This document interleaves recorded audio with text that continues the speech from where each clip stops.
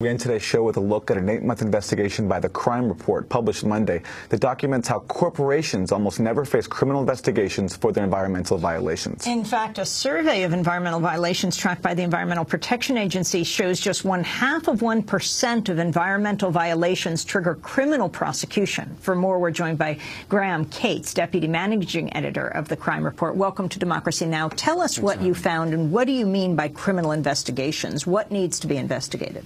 So the EPA tracks violations across 800,000 facilities in the country, and 64,000 of them have in some way violated either the Clean Air Act, the Clean Water Act, or other federal environmental laws.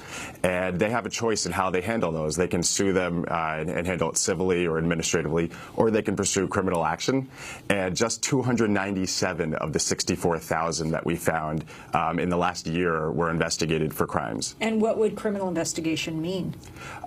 The law enforcement, seeing how the law was violated, was the company purposely negligent, were they purposely violating laws, or were they doing it excessively? Give us examples.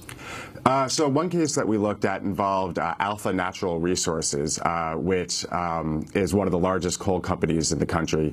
And from 2000 to 2006, a former Massey Energy, which used to be the largest company in the country, had violated the laws. Responsible for the deaths in West Virginia. The same company that had the Upper Big Branch mine disaster in which 29 miners died.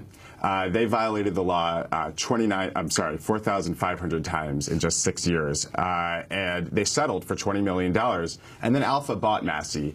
And the next 6 years after that, violated the law another 6,000 times, and they settled again for $27.5 million. And when I asked the EPA, do you think, given that history, is this a good way to handle this multitude of violations, the EPA said, well, yeah, they promised basically they'll stop doing it, and they paid us over $40 million. So, again, the figure is less than 0.5% of violations trigger criminal probes. What kind of resources are government officials working with here in terms of the agents they have assigned to these cases?